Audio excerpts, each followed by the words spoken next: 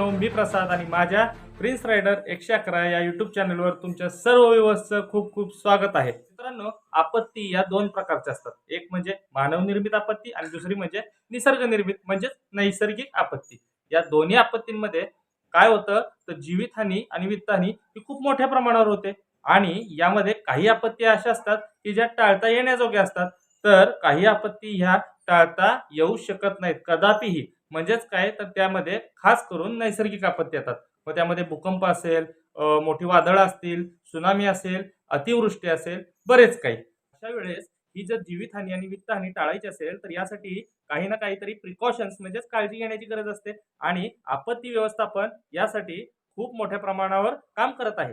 तरी सुद्धा जर अशा काही आपत्तीचा आपल्याला जर सतर्कतेचा इशारा म्हणून जर आधी आपल्याला प्रिकॉशन घेणे शक्य झाले तर म्हणजेच असा आपल्याला काही जर इशारा आधी मिळाला तर आपण यापासून स्वतःचा बचाव करू शकतो आणि होणारी निदान जीवितहानी तरी टाळू शकतो.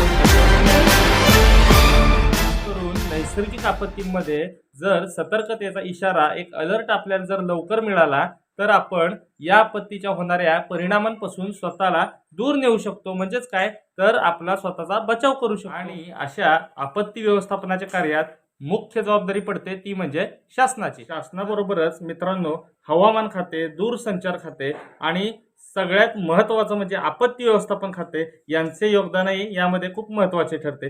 या सर्वांच्या मदतीने शासन काय करत असते तर काही उपक्रम हाती घेत असते. मग यामध्ये ती आपत्ती टाळण्याविषयी व ती आपत्ती जर येणार असेल आणि त्याचे परिणाम टाळणे शक्य नसेल तर त्याची पूर्वसूचना देण्यासंदर्भात किंवा या आपत्तीचा बचाव होण्यासाठी काही जर पूर्वनियोजन करणे शक्य असेल तर यामध्ये हे सर्व प्रयत्न शासन करण्याचा प्रयत्न करत असते. देशाची भरमसाठ लोकसंख्या विचारात घेता एखाद्या ठिकाणी जर आपत्ती घडली तर तेथे जाऊन मदत कार्य पोहोचवणे त्याचबरोबर ती आपत्ती नियंत्रणात आणणे ही काही सोपी गोष्ट नाही आणि यासाठी मित्रांनो काय करावं लागतं तर शेवटी त्या लोकांना आधीच सतर्क ठेवून त्यांना या आपत्तीच्या परिणामांपासून दूर ठेवणं हा एकच पर्याय आपल्याला अवलंबावा लागतो. मित्रांनो तुम्हाला माहीतच असेल मागील काही 8 ते 10 दिवसापूर्वी जिओ सिम वापरत असणाऱ्या बऱ्याच वापरकर्त्यांच्या मोबाईलवर सकाळी 10 वाजता एक अलर्ट मेसेज येऊन धडकला.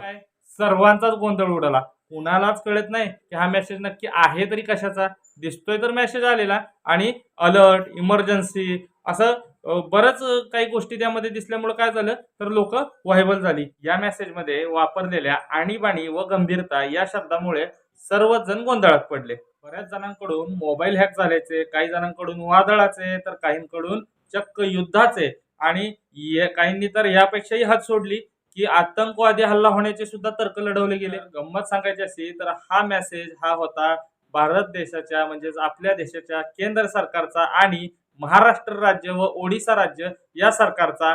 का तर आपत्ती निर्मूलनाविषयीचा एक सतर्कतेचा इशारा देण्याबाबतची ही एक टेस्ट होती म्हणजे एक चाचणी होती. दूरसंचार मंत्रालयाच्या मदतीने आपत्ती प्रवण प्रदेश म्हणजेच मग महाराष्ट्र असेल, ओडिसा असेल तर या राज्यातील लोकांना सतर्क करून जागरूक राहण्याविषयीची ही एक चाचणी होती की यामध्ये खरंच लोक किती जागरूक राहत आहेत आणि यामधून लोकांना खरंच एक सतर्कतेचा इशारा म्हणून मेसेज पोहोचू शकतोय का आणि आपत्तीबाबत लोकांच्या यावर काय रिमार्क येत आहेत यासाठी मित्रांनो ही टेस्ट घेण्यात आलेली होती. आजकाल मित्रांनो मोबाईल वापरत नाही असा कोणीही नाही. त्यामुळे ग्राउंड लेवलवर येऊन अगदी तळागाळातील नागरिकांपर्यंत त्यांना सतर्क ठेवणे, आपत्तीविषयी त्यांना जागरूक करणे, होणाऱ्या धोक्याची त्यांना जाणीव करून देणे याबाबत सरकारने हा घेतलेला खूप मोठा निर्णय आणि या निर्णयाची अंमलबजावणी करण्याची जी सुरुवात आहे ती मित्रांनो या मेसेज पासून झालेली आहे. इथून पुढे जर कुठली भविष्यात जर मोठी संकट आपत्ती जर निर्माण झाली मग ती मानवनिर्मित असू दे किंवा निसर्गनिर्मित असू दे तर या संदर्भात तुमच्या मोबाईलवर हा अलर्ट मेसेज येऊ शकतो आणि त्याचबरोबर यावेळेस तुम्ही घाबरून न जाता काय करायचंय तर सतर्क व्हायचंय, जागरूक व्हायचंय आणि आपल्याला काय काळजी घेणं हे स्वतःच्या बचावासाठी गरजेचं आहे याचा विचार करायचा आहे. आणि याबाबत तुम्हाला शासन हे प्रत्येक वेळेस योग्य मार्गदर्शन करणारच आहे. पण या मेसेजचा अर्थ हा गांभीर्याने घेणे तितकंच गरजेचं आहे जितकं तुम्ही एखादी आपत्ती आल्यानंतर स्वतःचा जीव वाचवण्यासाठी प्रयत्न करता. अशी वाटली मित्रांनो माहिती. व्हिडिओ तर तुम्हाला आवडली असणारच आहे.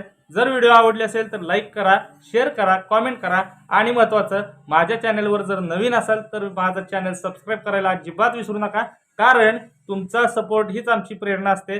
पुन्हा भेटूया नवीन व्हिडिओमध्ये नवीन विषय घेऊन. तोपर्यंत सतर्क राहा, जागरूक राहा. पावसाळ्याचे दिवस आहे, सांभाळून राहा. चला तर मग गुड बाय.